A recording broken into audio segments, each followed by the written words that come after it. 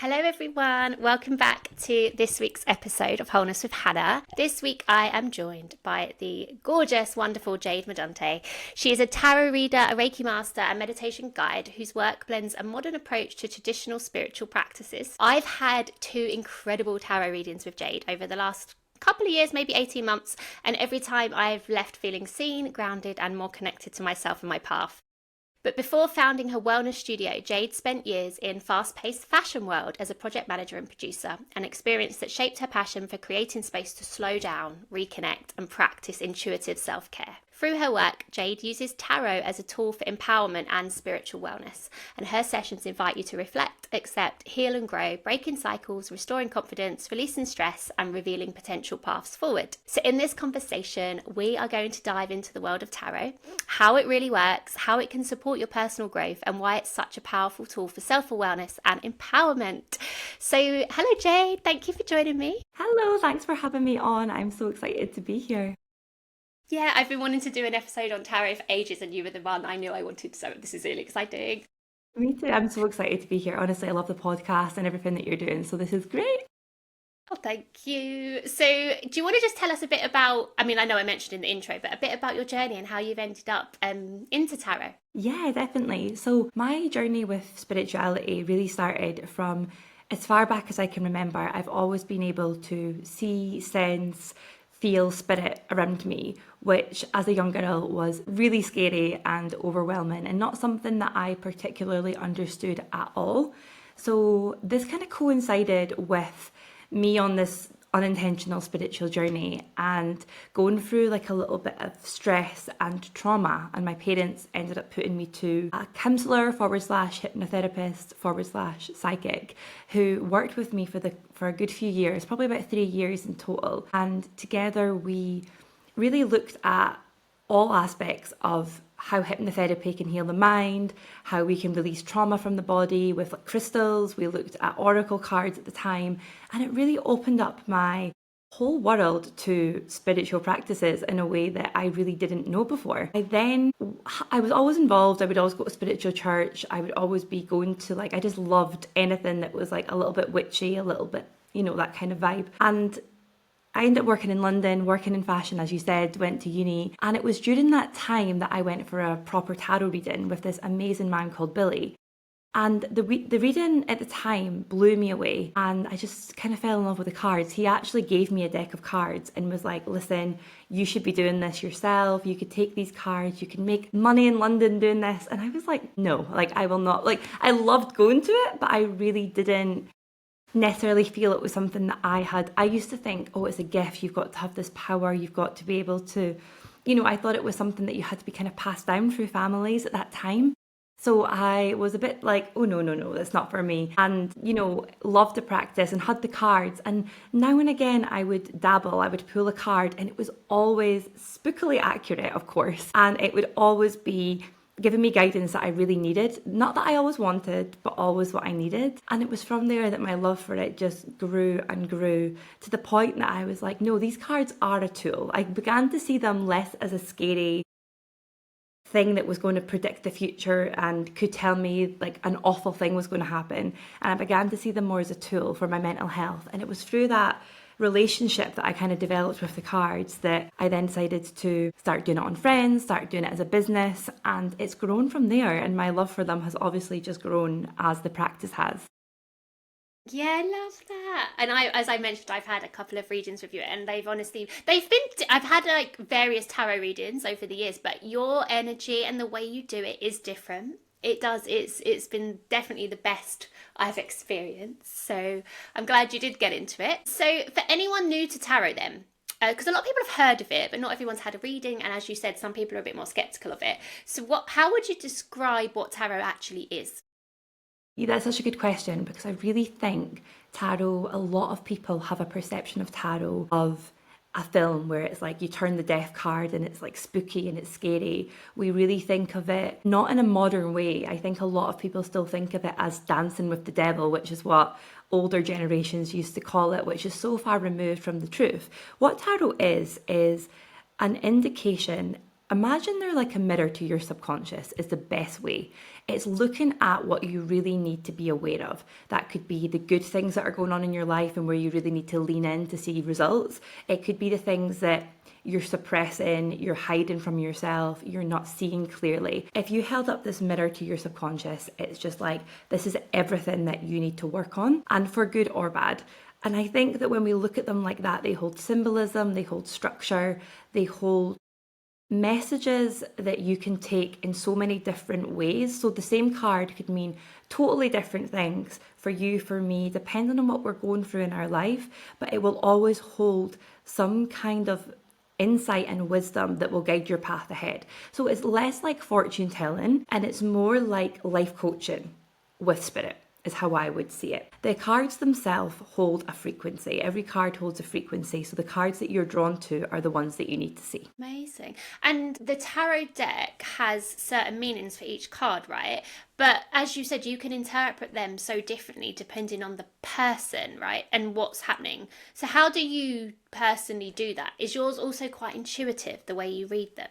What I love about the tarot is that if I've got a client coming in who is a real sort of spiritual girl, I can read them really intuitively and I could make, our session really based on like energy healing, and we could look at with crystals, we can bring in scents, aromatherapy, we can do all of that stuff that will really suit her needs. But if I have a client who is an accountant, works in corporate, is a lawyer, someone who likes logistical, practical solutions to things, you can look at the structure of the cards. So you can read either through the structure of, like, for example, what an ace means, what an eight means, what the pentacles mean. You can look at it in a structure, or you can take that and you could be really intuitive and fluid with it. My approach, I blend the two. So there's a basic structure, but I also use my intuition to guide it person by person. So I love to bring in Reiki, energy healing, crystals, because I just think it makes it a really holistic experience. But you can definitely, one card could be perceived in so many different ways. It kind of depends where it falls, what the person is going through. Reflecting their energy type is kind of how you work it. Yeah, amazing. And do you often get your clients get them to ask a question, right? You say, like, what do you want to focus on today? And then each card will obviously mean different things depending on what they're focusing on. Is that correct? Yeah. So you could pull the Ace of Wands, let's say, and you're asking me about a new job, and it's like, go, go, go. Yep, new job, it's going to happen. It's going to have so much potential. There's so much passion behind this. Definitely take the jump. Similarly, you could be asking me about the Ace of Wands as someone who's already in a serious committed relationship. So then the Ace of Wands is a new cycle, could be within that relationship. Are you looking to buy a house together? Are you looking to get engaged? So you can see how the one card can have different, it has the same essence, which is like a new beginning led by passion, but it could be taken in different ways depending on the question. Yeah. And how can tarot then help people connect with their own intuition? So if they were to pull cards for themselves. So something I always recommend, and one of the ways that I fell in love with the practice was to be honest, I did it whenever I was going through a difficult time. I would recommend people doing it regardless of what they're going through. But whenever I was going through a stress at work, I was burnt out, I was going through difficulty in my love life, whatever it happened to be, I would consult my tarot deck and ask them, well, what should I be doing? How should I move forward? And as I said, the answers were spookily accurate, of course. And it gave me a daily sort of anchor or compass as to how to grow out of a situation. Whereas I think if you're just doing it every single day, depending whether it's a good day, a bad day, I think you just get so much, you get to know yourself, you get to understand what's really going on. We all live in such a fast-paced world, and I'm so big on understanding, like, but how do I actually feel? Like, what do I actually need? Not what I think I should need, not what I've been told I should need, but what do I actually need? And I think that's what the cards can give you. Yeah, that's amazing. What kind of themes tend to come up in readings for people? What do most people want to know about? Love. Yeah. Always love. Yeah. And I understand it. And I think there is such a, for women our age, Hannah, I think that we have, a lot of us understand our career. We might be a little bit lost on it. We might be making a change. We might be making a pivot. But I think a lot of us kind of have a direction. Even if we're not on the right path yet, we kind of know the path that we want to be on. We usually either live with our friends, a partner, or, things like that, or by ourselves, whatever way we are. But love is such an unknown. And then you start to have the pressure as a woman of, am I going to have children? And what does that look like? And when? Society begins to ask us constantly, are you in love? What does that look like? When are you going to get married? When are you going to have kids? So that's the main question that comes up. I'd say my typical age demographic is like the women who come to me tend to be around about 27 to 35, 38. So it's quite a hot topic in that space. Is it mainly women?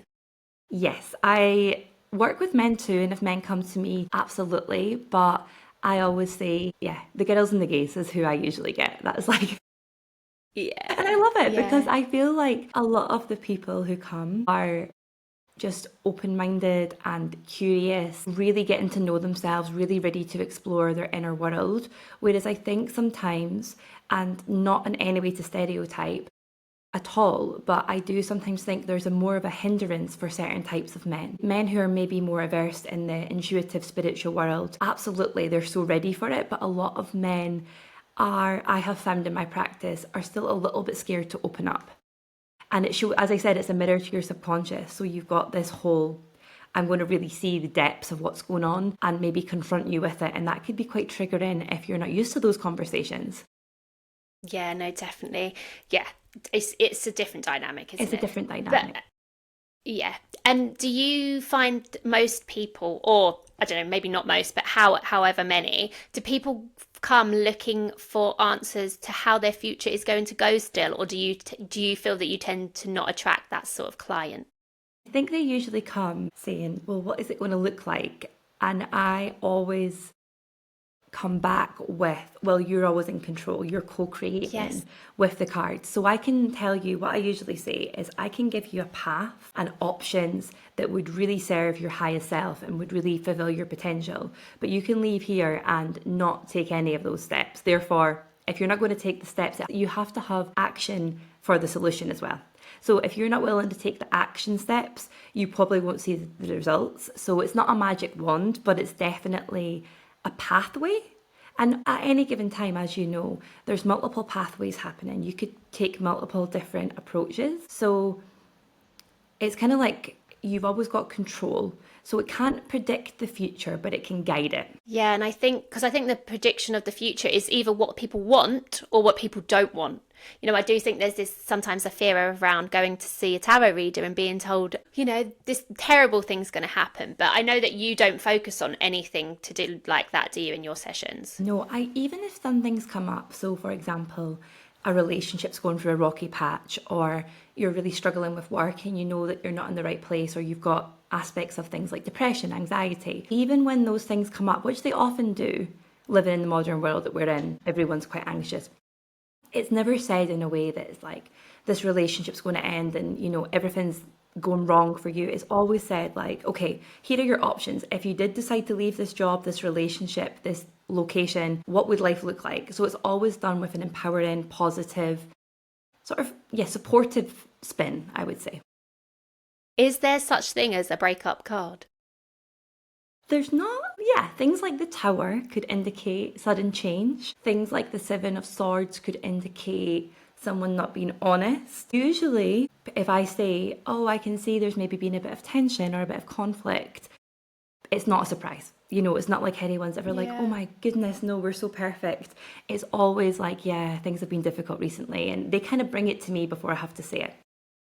Yeah, because that's the beauty of the cards, isn't it? It's actually reflecting what's already in your energy. You're not going in saying, I see this going to happen for you. You're reading the cards that have come up in connection to them and their energy, which I think people don't think people really know that. I don't think people understand that about the tarot. Like, it is a reflection of you rather than someone saying, this is going to happen, like a crystal ball. Yes, exactly. So you would never really say something that deep down someone doesn't already know. Deep down, that's the difference, isn't That it? is the difference. Can you talk us through the deck a little bit? So like I know there's the major arcana and the minor arcana. Yeah, so I read the Rider-Waite-Smith variation of tarot. There's different types of tarot cards. There's loads and loads of cards available, as you'll know yourself. There's like millions of different types of decks. Most of the ones that we'll read in the West derive from the Rider-Waite-Smith sort of lineage, pathway, whatever you would call that. So that's what I read with. So in that, I've got the She-Wolf deck here, which is a gorgeous deck, really empowering, really feminine. I think you said you've got this one yourself. It's gold leaf. I have. Pink gold Yes, leaf. it's beautiful. It's I was gorgeous. sucked in by the design. Yes. Really beautiful women, and I think it's so important with all of my decks. I always make sure there's representation of everyone. I personally, for clients, use the Modern Witch deck, which highly recommend because it shows diversity, inclusion, and everyone is seen in that deck. The original tarot deck, the original Rider-Waite-Smith, was released in 1909, 1910. So therefore, it's a lot of like straight white couples, and we don't want that. We want to really have everyone be seen in the tarot. So yeah, the tarot is broken up into two main sections, which is the major and the minor arcana. The major arcana has 22 cards, and then the minors have, what's 12? No, my maths. My maths is shocking. How here. many is there? There's four the ace to the... ace to 10, and then knight, page, knight, queen, king. So 14 times 4, what's that? Oh my god. That's what is 40. 56? 56, yes. Okay, so there's 22 and 56. And then within the minor arcana, there's another 4 subsections, which can be broken down from ace through to 10, and then the court cards, which are page, knight, queen, king. So there's that structure to the cards. So you're always going to have a way that you can bring in things like the elements, earth, air, fire, water. You can bring in, as I said, your structure. You've got your ace through to 10. You know what every one of those numbers means. You know what the court cards mean, and then you can pair it with the element. So there's so many ways of reading the cards, but the major arcana, the best way to think of it are the major arcana, the first set, they're sort of indicative of your overall life path. So they're not showing me what you do for work and who you hang out with and how you spend your spare time. They're showing me, what is Hannah's soul mission? Will she have, like these massive overarching themes that can take place in any person's life? A really beautiful way of thinking about it is it begins with the Fool and it ends with the World as your kind of bookmarks. And you can see it as a young person's journey through life. And that cycle, everything about the tarot is cyclical, which I love because everything in life is, the birth, death, rebirth cycle, everything is constantly happening, the lunar cycle, everything. So you can see the Fool as a young person and all of the trials and triumphs they're going to face to accomplish the World, which is when they're at their sort of prime, when they've got the wisdom, they've got the answers, they went through the highs and lows. But then they have to restart again at the Fool at some point. Everything has a start, middle and end to it. So that's how you would kind of read the majors, and they hold a lot of weight in reading. If I pull a major arcana card for you, I know this is fundamentally challenging or wonderful time in your life, and I know that's going to shape the trajectory of where you're going to go from here. So if I pull, for example, you would be really suited to the Judgment card, the sense of awakening, really finding your purpose, listening to the call of like, what do I really want from life? So fundamentally, you have changed like direction from what you once were to where you were going. And that card would be really indicative of that. Yeah, interesting, because when I had a reading with you, I think it was more towards the start of 2024, the first time I ever had a reading with you, you pulled the Judgment card. I remember, because it was about when you didn't know this about me at the time, but I really wanted to quit my job, everything I knew. And I think I was going to do it, but the reason I'd had the tarot was to just get some bit more clear. And the first thing you said was, oh, we've got the Judgment card. Are you at a crossroads? Like there's a lot of change and you want to maybe go a different path and you want to follow something that feels more like your soul. And I was like, yes. And here we are. Yeah. And in that reading, I remember, well, actually, it was what we know. It was over 18 months ago, and those things have happened. I quit the job about a month after the reading, And I focused. I remember you saying, like, I'm going to be seen and I'm meant to be speaking. And obviously, I had the podcast then. And yeah, we've still done that. And the 10 of Pentacles, which was multiple different things that I was going to do, not just focus on one thing, which I felt really strongly about. So, yeah, it all new. And I remember at the end of the reading, there was, I think it was the 10 of Swords, which is a bit more, is there like something going on in your subconscious? Mm. And it was more about me and a fear I had held about, you know, the future of what that could look like with kids and stuff. And I remember you saying, like, you need to work through that. And I was like, oh God, I really do. So like it highlighted something that I just didn't really want to focus on, but I needed to. I love that. Yeah, I remember that reading so clearly because it was so powerful. Yeah, even there, I still feel like you just took you really listened to your inner awakening, and you were like, I know I need more and I just need to make the jump, and you have, and you should be so proud of yourself. But think about your trajectory. If you had stayed in corporate, how different things would look. Yeah. And how different. But I think I would have felt so uncomfortable. Mm-hmm. Like I just don't think I could have, because I just knew, I was like, well, I've got to. The reason I had the reading was because I have to do this, but it will just be better to have some direction. It's like I'm doing this, but I'm doing it on like an inner knowing, and the fact that I know I need to.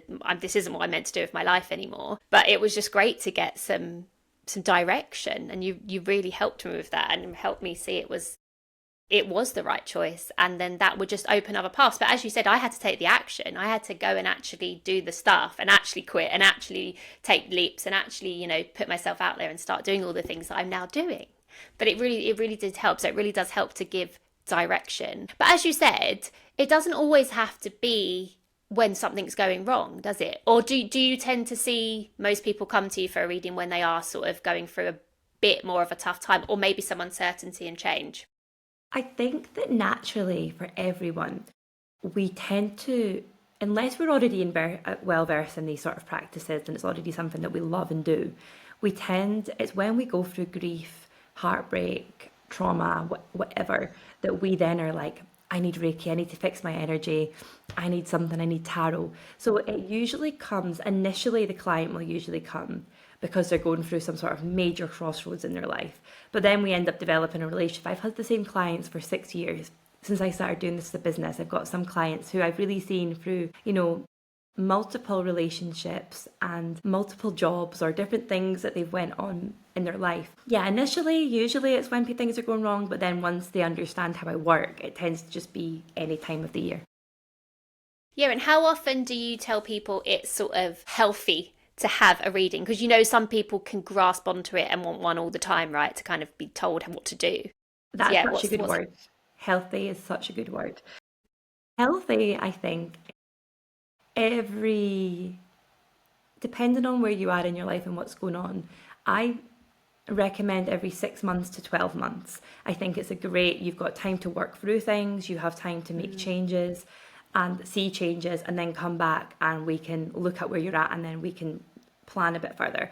If you're going through something pretty major, such as relocating to a new country or in a relationship and you want to have sort of more guidance, I would then say after like 3 or 4 months, you might want to come back and do a short mini reading and just figure out what's going on. But on the whole, I think 6 to 12 months is perfect. Yeah, that sounds healthy, doesn't it? Because as you said, you need some time for what's been shown to unfold, and for you to go and actually take some action and get something back on it. So yeah, that does feel healthy. How do you personally work with the cards in your own life and for guidance? My tarot relationship has went through so many highs and lows, ups and downs. There was a point where when I first started my tarot reading journey, when I just got given the cards off of the reader that I mentioned when I was 17, 18, I was pulling the cards and they were so accurate that I was like, this is just too much for me. Like, I don't want to know. I was loving living in denial.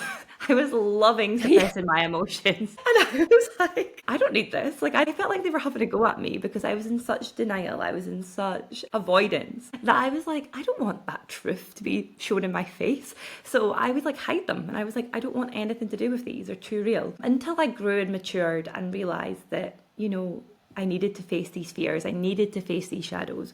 And then they became a tool. But I'd say now, how do I read them? I lean on them. I read them. I pull a card at least once a week just to check in with what's going on with me, my family, astrologically. What do I need to know to guide my week? And then if there's something big going on, like I recently just bought a new house, I would ask the cards, like, is this a good move? What does this look like for my family? So I would use them really consciously for big decisions. I don't really go to other readers. I used to go quite a lot to other readers, and I still think there's a lot of benefit from it, but I probably only do that once every 2 years, to be honest with you. I find that what can happen is important. I think I'm more likely to I go to a lot of Reiki sessions, I go to a lot of psychics, clairvoyance, that kind of thing. But I feel like my relationship with my deck is now at a point where I know what they're trying to tell me. Whereas if I go to another reader, it can feel like such a wildly different energy. Yeah, I get that. Yeah, and also you don't need to go to another reader then. You have that, you know what's good for you. Your energy is in the cards. I do think that I can have a bias, and I think that's what everyone probably finds. Okay. So sometimes if there's a big decision and deep down I really want it to be a specific answer, I can find myself searching for the specific answer, and that's where I'm like, okay, I'm going to book in with another reader for another opinion. So like with the house move, I was like, I'm going to book in with another reader just to double check that I'm not just swaying this with my bias. So that kind of thing I would, but on day to day, like what direction am I going in and stuff, I tend to check in with myself. There's some really incredible readers who I've had readings with in the last couple of years who are just phenomenal. And we've got a very similar style, therefore I can trust them. But, when I was younger, I would lean on like just going to anyone, whereas now I take it way more like, no, it needs to be a certain way. Yeah, I think that with most spiritual practices and most spiritual tools is, I feel like it's a bit of a intuition, like who do you feel like you should go to, or you get someone's vibe, because it's really important that you have, especially a tarot reading, with the right person, as you said. Like it can go one way or the other, because I actually had an experience. When was it? It was last year. So I feel like I went through a bit of, when I had my spiritual awakening and a heartbreak, a tough time, you sort of going through the motions. And I always say that there's this stage where you go through the tarot stage, you go through the psychic stage, where it's more of a please tell me I'm going to be okay thing, which I definitely had a bit of. And I went to Glastonbury, not the festival, just the place, because I felt called there. And I went to the Chalice Well and the gardens and stuff. And while I was there, I just happened to be walking past the shop and it was like, oh, Oracle card reader. And I thought, oh, why not? Like, I'm in Glastonbury. And honestly, it was awful. I cried. It was so awful. The lady who did it, I mean, I should have known it was Glastonbury. It was very like sort of touristy, and I didn't get a good, as the moment I sat down, our energies were off. We did not get on. And she told me things that it was just not nice. It was not. And she, as you said, like the way she worded it was really terrible. It was a bit like, yeah, this is never going to happen for you. And it was like, what? And I was in quite a fragile state, and it was just not. I learnt the lesson though. I learnt that. But I think I needed to learn that lesson, like reflecting back. That's awful, because I have noticed this myself from going to other readers, and that's why I'm so cautious now of doing it myself or who I go to. But there's definitely a type of person who, and I say this to clients sometimes, recently I've made a decision. I think I might have said this to you previously, but I recently made a decision. I'm no longer doing, when I started off doing my business, if I got asked to do a wedding, if I got asked to do a hen party, I would do it because I love the practice and I was like, it'll be good. But what I found was when you go into those spaces, they want the shock factor. They want you to sort of perform as a tarot reader. It's like this performance almost. And I would sit there like, I've not got anything shocking to say. Your husband isn't leaving you, or I'm not trying to scare you or shock you here. So I've decided really consciously to pull myself out of those spaces. I will still do brand events because I love them, and if they're the right aligned brand, I'll do them and things, but I do not want to be seen as a performance piece anymore. And I think that's where there's still a lot of work to do in the spiritual space, because so many people, readers, think they have to give this like shocking, like, oh my goodness, like she told me this and it changed my entire life. It doesn't have to be that. You can change your life by just giving somebody reassurance, like, yeah, you're on the right path. That could be life changing. you know? And I hear of so many Definitely. things where people just get like told and treated horrendously, and it's not trauma aware, and it's not safe, it's not ethical. So yeah, I'm really big on not being a performance piece. Yeah, totally. And I totally agree with that. And also, as you said, if someone's come to you because they're, in an uncertain time or a bad way, and you tell them something, you say it in a way that is going to make them feel a lot worse and give up hope, then I think that is super dangerous, especially if someone's really vulnerable. I always question, what do you get out of this as well? Because as a reader, Yeah, I have had some difficult conversations, and, things weren't going well in people's lives. And obviously, it's really like sometimes I feel like I'm going to start crying because I'm like, oh, I don't want to have to deliver this. I don't really want to be having this conversation, but here we are. So I can't imagine how you would feel willingly just trying to, like, but yeah, yeah. it is weird. Like after you left that room that you were in, how would she have felt? Like, did she think, "Oh, I've done a good job"? Like, I would, yeah, I know it was awful. It was honestly awful. And I did think, why is she doing that? And why did she behave like that? She was not warm. She was not, it was, yeah, it was really weird. And it's these kind of people that give it a bad name, isn't it? And not just tarot readings, but, in this kind of space, if someone has a bad experience, and why a lot of people don't trust psychics and things like that. I think what do you think about this actually? The connotations to the word psychic, because as something that I would love to like break, because I think psychic just means to be seen.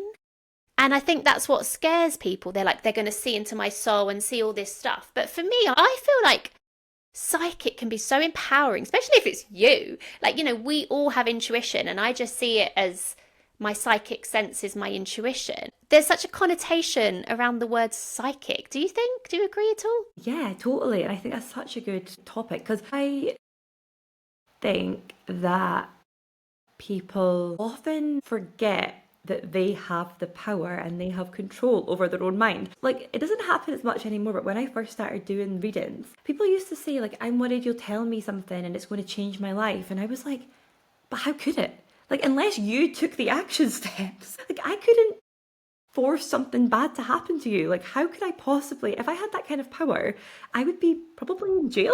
Like, why would Yeah. I like, and if I had that kind of power, I probably would be doing much bigger things in the world, like working for the FBI, Yeah. not sitting in this That's what. studio reading your cars. Like, if I was able to change the trajectory of the entire planet, like, I wouldn't be sitting here.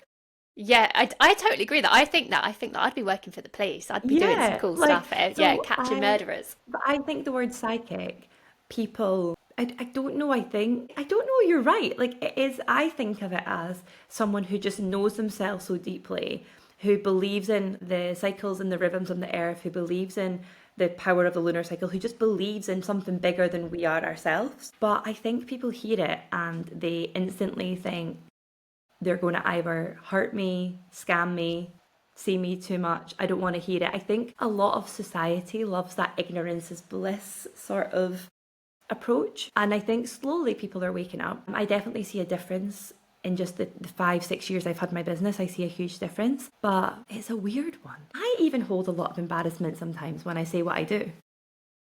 It's polarizing. Exactly. It's Yeah. very polarizing. I really miss when I worked in fashion and I was like, oh, I work for a magazine, and objectively there was like a blanket, oh, that's cool, like, what do you do? Whereas now I say, oh, I own a spiritual wellness studio, or I'm a tarot reader, or whatever. And there's automatically like a either obsessed, I love this, tell me everything, or there's a, oh, I don't believe in that. And then suddenly like a huge piece of judgment. And I'm like, Yeah, I can totally see that. And that's why I think there is this, there's two sides. As you said, people love it or people are like, oh my God, no, not for me. Like, that's not true. And I just think with the skeptics, I don't know if you have found this as well, because we are both from, you were from fashion, I was from banking, weren't always in this. And I do feel that the people around me, now that I have opened up so much, my life has changed so much. I know, I have changed internally, and I have psychic senses like we all do, but I'm very in touch with mine. I do think people around me have been like, huh, okay, well, Hannah's normal. And Hannah, was in banking, and actually look at this, like she's gone from here to here. She's super happy. I do think it's made people around me be a bit like, So, like, tell me about Reiki and tell me about tarot and all this stuff. But I have to be honest, and I really try not to, but the word psychic, I find myself saying it to people and I think, oh God, like I've just said psychic and they're like, what, you're psychic? But then again, like things happen all the time and I'm like, oh God, I'm so psychic. Like I know someone's going to call me and they do. Or I think about someone, I text them and they're like, I was just thinking about you. And that's what it is, you know, it's not scary. It's just when you've got your intuition. I just think of it as intuition. And it's like some people are more got the dial switched higher than others because of things they've worked through. But yeah, I do feel that the to be seenness of psychicness scares people, but really it's an absolute superpower because you can, you know, see yourself more. Absolutely. And I love the feeling, like when you said it's like a radio station or something, it's like you're just tuned into a higher frequency. And everyone has the ability to tune into that frequency if they choose to. But some people are naturally just going to tune in higher than others. And without trying, it's hard, or because of the situations they've been through, they are more inclined to do that. But yeah, I know I kind of find myself, the word holds so much almost like shame. It shouldn't hold any shame, but it does. I think it's a lot to do with people want to be in control of their own lives, but maybe not believing they are. I think there's a bit of that going on, and obviously, you know, probably a lot of it stems from misogyny, like looking back in the patriarchy. Yeah. Yeah, and obviously me and you are both Reiki masters, and I think Reiki has really blasted open my psychicness, to be honest. Yes. Like much more like feeling energy, feeling, yeah. So it's a dial. We all have access to it, but as you said, naturally more easy for some than others, depending on, you know, their blueprint and their life. But also we can all tune into it, but it does take work. Like I work on my intuition every day. Yeah. And it does. It's a muscle, isn't it? You have to It's a muscle. Yeah, you have to exercise and push it. And I think as well, more and more people, just culturally, society, like in the West, I think, are sort of saying like, oh, I don't know if I want this corporate job. I don't know if I want to be glued to my desk. Is there more to life? And maybe people, especially post-COVID, are finding their structures have changed so much and they have the way they spend their time is so different and things like that. So I think naturally there's more people curious to it. I think curiosity is where it's kind of at, and I think it'll lead to more and more people doing it. Yeah, and I think that's great. Why not be curious? You're not committing to anything, you're just curious. Like, I think being curious is one of the best things you can be, because why not? Yeah, exactly. Yeah, and you said that, and I know you do a lot of work for brands and companies, right? So has that been sort of a new thing? Like, so people actually have you into their corporate to do tarot readings, which is quite a big step, right, in society. So it's been really eye-opening, and I think it's where I love to be in a lot of ways, because I'm getting to show this amazing tool to people who maybe wouldn't come across it, or if it wasn't given to them on a plate, they probably wouldn't go and seek it out, you know, but their company's saying like, oh, you can get a Reiki session with Jade, or you can get a reading with Jade, and it's really empowerment focused. So therefore I know that they're going back to their desk and they're actually improving their working afternoon. And that's exactly what I needed when I said to you before, I was burnt out in fashion, I was tired, I was crying all the time, I was depleted. I would have loved if there was a tarot reader in the office who could have just given me like a little nudge in a certain direction. It would have like healed me on so many levels. So I get so much joy out of being able to deliver that. Now, the difference, I guess, is the tarot is so suited to brands who are wanting to do like a PR event, a party, loads of beauty brands, loads of fashion brands. So at their launch of a new product or at the launch of a new collection, like going along and getting a reading, and that's beautiful. The corporate stuff is definitely more of like dip the toe in the water. So we might do a bit of Reiki and then we might build up to it. But I've always found the results to be really like, I've never really had, even the people you would least expect, like the guy who's in a suit at his office desk, he's still like, oh, I want to give this a go, I'm really interested, because everyone's got stuff going on behind the scenes. Everyone has stuff going on at home. Everyone is worried about something. So it can help everyone, no matter how outside appearances may seem. Yeah, definitely is the curiosity thing. And I do think, I think even in, obviously in this more like wellnessy spiritual space, it's popping up a lot more. I mean, I had a tarot reader and astrology reader at my birthday party, but I went to an event last weekend. We're in November now, and it was a sober party. It was Alex Mitten had run it. It was, do you know him? He does retreats and stuff. It was his party, but there was loads of people there, and there was tarot readers, well, oracle and tarot readers, and there was loads of guys having readings, and like you could see that they were like really really listening, really into it. So I think it's becoming, it is becoming more kind of normalized, which I love. But the other thing I really wanted to quickly ask is, if someone's listening, what's the difference, because I get asked this a lot, what's the difference between tarot and oracle cards? So the tarot deck is the structure, and the tarot have an ability to go into, both of them go into a whole lot of depth. So the tarot is a classic structure that I feel is able to give you a really rounded view of, you can go so deep and so niche with the tarot. I think the tarot can be really niche on specific questions or specific things that are going on.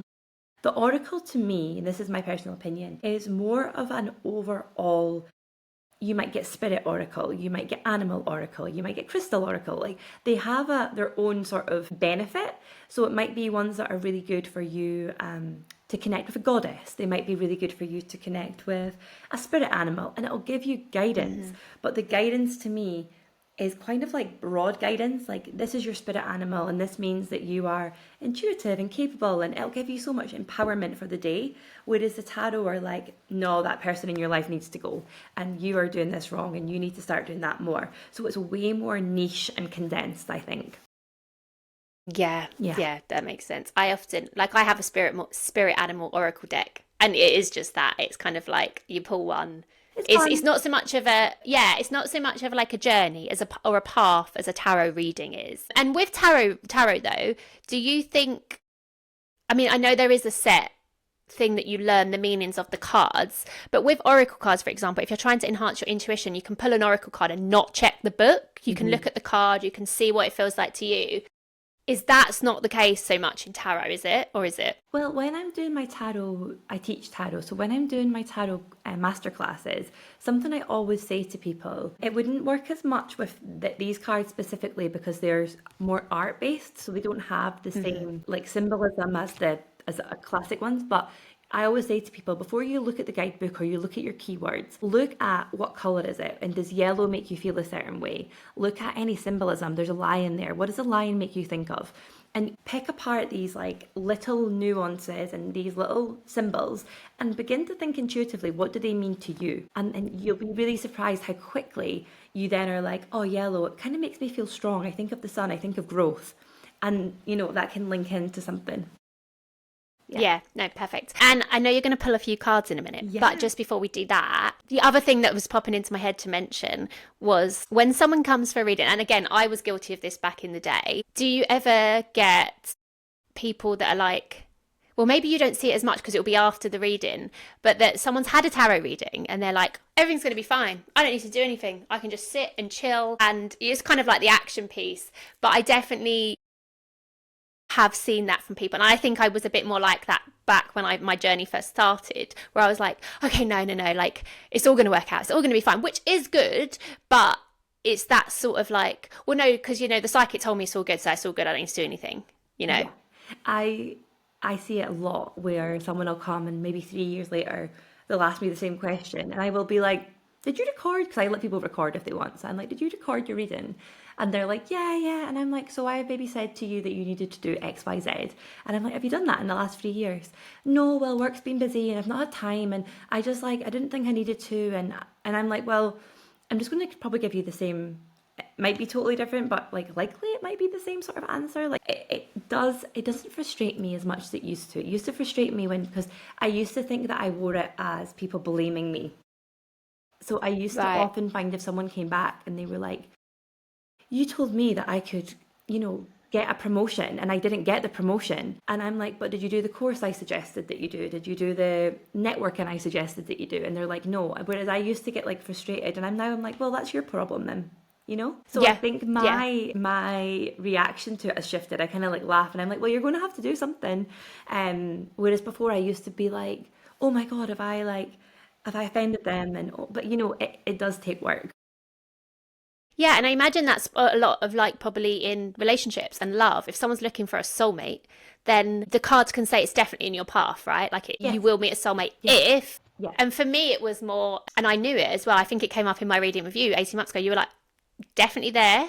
But for me, I knew at the time as well, I needed to become the version of me that was that person to meet this person that I'm going to be with. And I very much felt that. And I was very kind of firm with myself that I didn't want to just be in a relationship for the sake of it. I wanted to be in the right relationship, and I wanted to make sure that I had healed stuff from past relationships. So I wasn't going to bring that in with me.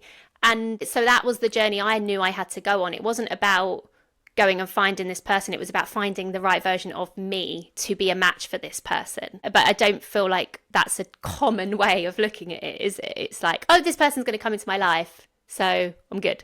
I think the best way of thinking about it is if you had a personal trainer and you were doing really hard workouts with them in the gym, and then you were going home and eating loads of chocolate and then going back to the PT and then being like, well, on your Instagram, you've got before and afters and she looks so much better than me. And the PT is like, well, why is she not losing the weight? What is she not doing? And it's like, you're not making the informed decision. So I think that's kind of how I see it now, where it's like, yeah, your soulmate is out there. There's a possibility that you could be in a really happy relationship. But if you're on your ex-boyfriend's Instagram every night, like stalking his new girlfriend and like being bitter, you're not in the right vibe, Yeah, Which I see a lot where yeah, I'm like, exactly. people are like, oh yeah, but I'm still texting my ex because like it's better to have someone than have no one. And I'm like, this energy isn't right. You're not like, do you think like, you're in the right vibes? You're not. So there's so much, what the word I think we're looking for here is accountability. You have to take accountability. Yeah, Yeah. definitely, And definitely. And you it's have, about Hannah, becoming, like yeah, you really becoming have that taken version of you. accountability. I feel like I you, really have. I'm so ready. I think I've learned that the answers are all within me. And I needed to go on the journey to realize that. And I needed to learn that. And I don't reach for a psychic and I don't reach for tarot in that way ever anymore. It's always in okay, I've just got a lot of directions. I just want to narrow it down. Or, as you said, like I'll pull a card for myself every now and then. But I don't feel the need to look externally for all the answers anymore, which is nice and great. And that's what I want for everyone. yeah, exactly. I love that. Right, let's pull some cards.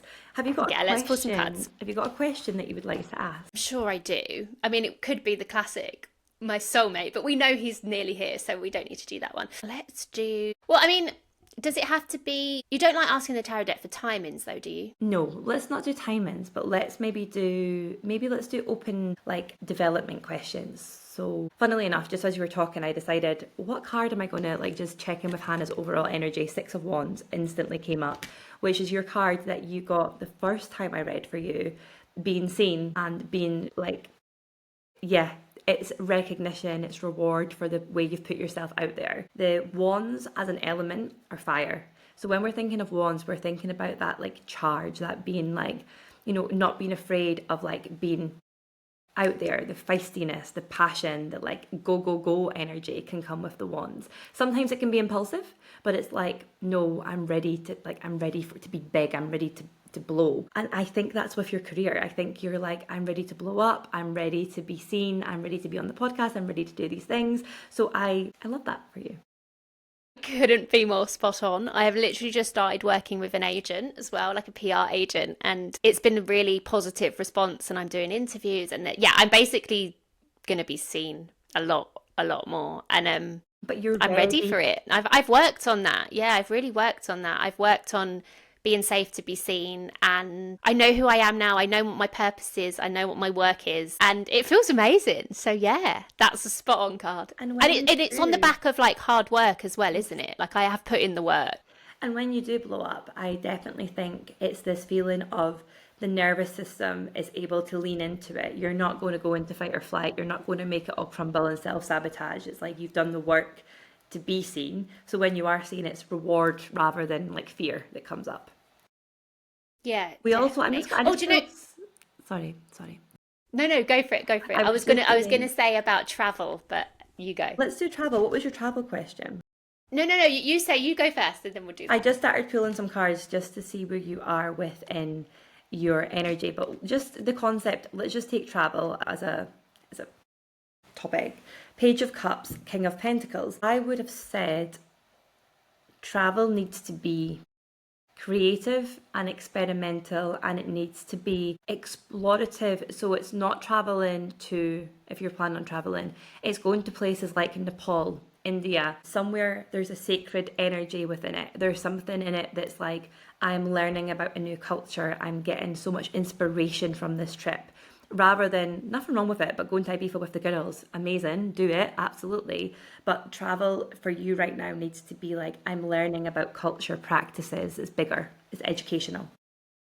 Wow. Yeah. I mean, that's literally been the last year as well. Like Egypt, I was called to Egypt and that was a big trip for me. But I feel like there might be some travel in work as Well, well. that's very King of Pentacles. That was my next thing. Pentacles are your security, they're your abundance, they're your practical. So it could be money, it could be contracts, it could be housing, it could be, gifting, like a brand gifting you a stay at their hotel. It could be these different types of things. That the King of Pentacles is like, I think you should experience what it's like to be paid to travel. So you might be, Oh, yeah. that's so good. So I think there could be opportunities like in that sense of being seen, like maybe doing an interview, but you're going over to LA and you're in, we spoke about how you love LA before, and going to LA and you're being seen there, and it's bringing in money as well as the experience. So it's this beautiful combination of the experience and the emotion and the finances and the contracts behind it. Bliss. This is what I've been working for 3 years. So I'm glad it's Good. there. Okay, and also just one last one, just Yeah. to satisfy everyone listening as well. Yeah. Let's just pull on love. Of course, balance, but duality, the balance card. And I think that when we look at your approach to love is very balanced, like you are really aware that it's not going to be this like instant, like quick fix. You're wanting something with longevity, you're wanting something with so much meaning and foundations behind it. And that has to come when you're feeling balanced, and it has to come from a place of everything working.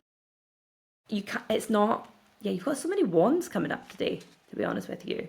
Of course, the Hierophant comes up, which is the marriage, classic marriage, conforming to Come up every time, monogamous isn't it? relationship structure. Like, what do you want? There's an amazing, actually found it so fascinating to read this morning. Vogue created release an article called "Is Having a Boyfriend Embarrassing Now?" I don't know if you've read it. It's really blown up. I saw that. Yeah. Yeah, I love that writer. I think Shanti, I think is her name. And I think it's how you, yeah, Shanti J. But she is amazing. I followed her on Instagram for a long time and I love this article. But I love how it's kind of coming up in my head with the Hierophant, because it's like that conversation around having a man in your life who is adding value. You've got it all. You've got your house. You've got your beautiful house in London. You have a great career path. You have amazing friends. You have opportunities. You don't need a man to complete you, but you need him if you want a man and you want to date and you want to get married. It's for someone to add value to this bond and to this relationship and to leverage you up and to grow together. So I love that that energy is really in here, where it's like you're going to meet someone while you're feeling whole and then their whole comes together. Yes. But all of the That's wands exactly are fast. it. I said this to you recently, but it feels like things are going to happen quickly when they do happen. Yeah, and that would make a lot of sense because things haven't happened quickly over the last few years, because I have needed this time. I actually don't, at the time, maybe even a year ago, I was like, oh yeah, I could be in a relationship, but I don't think I really felt that. I think the difference now is I really feel that, because I feel like it's been, and I think me and you have spoke about this, it's actually been very sacred and a bit of a, like, I feel like a privilege to have had this time to like really, don't get me wrong, like it's been full of ups and downs, but it's been a pleasure to have this time to myself, to figure everything out, to heal, to kind of be like, no, I know who I am now. And as you just said, the right man for me is a man that's also very whole in himself, and we can come together and be two happy whole people in a partnership. And I really feel that I wouldn't have been able to attract that or have that if I hadn't had this time to myself to really, it was obviously part of my path, not everyone is meant to do that, but yeah, so that feels really nice. And I've always wanted the traditional. I do think that is, for me, the Hierophant card. Like, yeah, I do, as much as I'm not conventional in many ways, I do like a conventional relationship. When I'm in it, I'm in it. Like, I don't need to be in a relationship, but when I'm in one, I am all in. And this feels to me exactly what the reading was reflecting too, where it's like you don't need somebody, but you want them, and that person, you are willing to wait for the person who is not going to be a burden and a drain, but is actually going to lift you higher. And I think that's what every healthy, happy relationship should do. It should lift each other up, and you should be there to sort of enhance life rather than to tick a box and say, oh, well, I've got somebody there for. And I think that's what that article was saying so beautifully. It's like, it's not a flex. It's not an award to be a woman who's married. If you've met the right person and you're in the right relationship, it's a beautiful thing, but it shouldn't be seen as like, I've won at life because I've got this. Well, I think that's also collectively what we've been seeing over the last like 5 to 10 years is exactly that. Like, you know, back in the day, women got married because that was what you did. And now the people that have maybe found that they had done that aren't happy, and that, you know, they might have to get a divorce, which nothing wrong with that. You should if it's right for you. But I think this whole rhetoric around you're not worthy unless you are married by a certain age is definitely diminishing. I think I personally, I mean, I would say this, but it's so much more powerful to be happy on your own and to wait for the right person than to be with someone for the sake of it. But I have never been that person. Totally. I just don't have it in me to be in a relationship for the sake of it. I've been in 3 big relationships in my life, and I have been very in love in all 3 of them in different ways. And this one now feels, the next one, I needed to go through everything I've been through, because this next one relationship and the guy who I now need, who is a match for me, is different to anyone I've ever met. Love it. I love it. I couldn't agree more. I was single for a year before I met my now husband, and I had the best time. And I actually was at the point when I met him that I was like, I'm not, for the first time in my life, I'm not putting my value and my worth and everything on having a boyfriend. And for so many in my early 20s, I think it's really common, I chased like, oh, well, if he fancies me, then I must be pretty, or if he thinks I'm worth it, then I must be. And I got to this point where I was like, oh my God, I'm just so happy. My friends are great. My career's going really well. I'm just so happy. And it was at that point that I then met someone who mirrored that back to me rather than tried to mold me into what they needed me to be. Yeah, that's so beautiful. That is what you want. And it was when you weren't looking for it. Wasn't looking for it at all. I was actively not looking for it, actually. Yeah, and I definitely don't think I've been looking for it. I feel like now, though, I still can't look for it. I still can't be like, right, I'm going on a dating apps don't feel right to me. They just don't. And, you know, intuitively, I just have to listen to that. But I will go, if my intuition tells me to go somewhere random, I will go. You know, like I will follow things in that way. But, and I feel the difference now is I want the relationship. I don't need it. I need it in certain ways because I'm a human being, and, you know, but I want it. I want the expansion with a partner. I don't need to be saved, and I'm definitely not here to save anyone else ever again. Love that. So yeah, it's exciting. So thank you. I'm glad the cards were right. That was a bit of a risk doing that, but it paid off. It was fine. I love that. Amazing. I could talk to you all day, but I know, amazing. So we'll finish up here. But is there anything you want to leave anyone with, that's for anyone that's kind of listening and on the edge about tarot, maybe? I think I would say begin to see them like a best friend. Begin to see them like the really honest best friend or therapist in your back pocket or in your handbag that you can tap into to get wisdom when you feel a bit lonely, when you feel happy, sad, anything in between. And I would say as well, remember that all of these practices are only awakening, whether it's tarot, Reiki, crystal healing, meditation, breathwork, whatever. All of these practices are only awakening something that's already within you. They're not giving you something, they're just awakening it. It's already there. Yeah, I love that. That's so true. And the power is within you. The power is within you. And where can the listeners find you, Jade? You can find me on Instagram at Jade Mordente. I've also got a studio in Edinburgh called Calm and Chaos, so you can find that as well. And yeah, on TikTok, all social media is at Jade Mordente. Amazing. And just to let everyone know, I've been to Calm and Chaos and it's beautiful. And if you're ever in Edinburgh, you must go. Thank you. It was so good having you in. It was so good. I'm actually heading there right now. Beautiful. So. Are you? Okay. Yeah. Well, we'll let you go then. But thank you so much. I've loved this, and I wanted to do this episode for ages, so I'm thrilled. Forever. Thank you so much, Hannah. Yeah. Thank you, Jade. Bye.